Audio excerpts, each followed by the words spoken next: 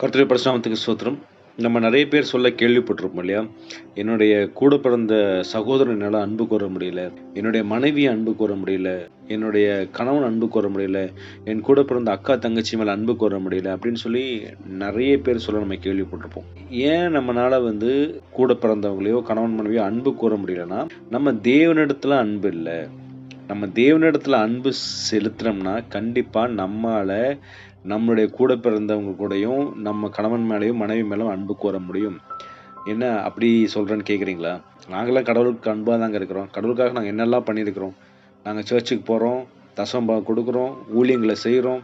நெறைய பேர்த்துக்கு வசனங்கள் நாங்க ஷேர் பண்றோம். இவ்ளோ பண்றோம். நீங்க தேவன் மேல அன்பா இல்லன்னு சொல்றீங்களேன்னு சொல்லி நீங்க சொன்னீங்கன்னா, இந்த அன்பெல்லாம் என்ன அன்புன்னா, எதிர்பார்த்த அன்பு. அதாவது இதெல்லாம் நான் ஏன் கடவுளுக்கு செய்றேன்னா, இதெல்லாம் பார்த்து கடவுள் எனக்கு ஏதாவது தருவாரு. எனக்கு ஆசீர்வாதம் தருவாரு. ஏதாவது ஒண்ணு. ஈவன் நான் நித்திய ஜீவன் எதிர்பார்த்து நம்ம தேவனுக்கு செய்றதே ஒரு எதிர்பார்ப்போட தான் நம்ம செய்றோம். கரெக்ட்டாங்க? ஆனா கடவுள் எதிர்பார்க்கிற அன்பு என்னன்னா, அகாப்பே அன்பு. எதையுமே எதிர்பார்க்காத அன்ப தான் கடவுள் கேட்டுறார். அதனால தான் நம்ம ஒரு மனுஷன் மேல நம்ம எதிர்பார்த்து அவங்க மேல அன்பு செலுத்துறனால தான், நம்மனால உண்மையான அன்பு செலுத்த முடியல.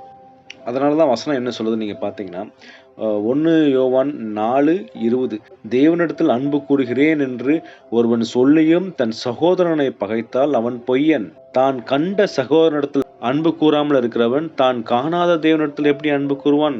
கூட இருக்கிற அண்ணன் தம்பியும், கணவன் மனைவி மேல நம்மளால அன்பு செலுத்த முடியலன்னா, காணாத கடவுளிடத்துல எப்படி அன்பு கூற முடியும்ன்னு கடவுள் கேட்கிறார்.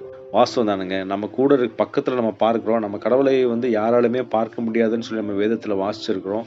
அவர் மேல அன்பா இருக்கிறேன்னு சொல்றோம். ஆனா, நம்ம கூட இருக்கிறவங்க மேல அன்பு கூற முடியல. ஏன்னா, இதெல்லாம் நம்ம எதிர்பார்த்த அன்பு. ஆனா, தேவனுடைய அன்பு என்னன்னா, எதையுமே எதிர்பார்க்காம தன் குமாரனை கொடுத்தார். ஏன்னா, அவர் தான் முதல்ல நம்ம மேல அன்பா இருந்தார். அதனால தான் நம்ம என்ன பண்றோம், அந்த திரும்பி அன்ப நம்ம கடவுளுக்கு திரும்பி செலுத்துறோம். அவர் நம்ம மேல அன்பு கூறலன்னா, நம்மளும் கடவுள் மேல அன்பு கூறியிருக்க மாட்டோம். அதனால தான் நம்ம ரிலேஷன்ஷிப்ல யாரையுமே தேவனுக்கு பிரியமான ஒரு அன்பு இல்ல. எல்லாமே ஒரு எதிர்பார்ப்போட அன்பு. அதனால கடவுள் இன்னைக்கு என்ன கேட்கிறார்ன்னா, நீ ஒரு எதிர்பார்க்காம ஒரு அன்பு செலுத்துறியா? உண்மையான அன்பு செலுத்துறியா? யோசேப்பு பார்த்தீங்கன்னா, அண்ணன்மார்கள்னால நெறைய பாடுகள் அனுபவிக்கிறார்ல. அடிமைகளா விற்கப்படுறாரு. அவர கொலை செய்ய ட்ரை பண்றாங்க. இதுல எல்லாத்துலயும் நீங்க பார்த்தீங்கன்னா, அவங்க அண்ணன் மேல அவங்களுக்கு கோவமே வராது. அவர் சொல்லுவாரு, கடவுள் உங்க குடும்பத்த காப்பாத்துறதுக்காக தான் என்ன முன்னமே எகிப்து தேசத்துக்கு அனுப்பி வச்சிருக்காங்க. அதனால நீங்க கவலைப்படாதீங்க. நான் உங்க குடும்பத்தையும், உங்க பிள்ளைகளையும், உங்களுடைய எல்லாத்தையும் நான் காப்பாத்துறேன்னு சொல்லுவாரு யோசேப்பு.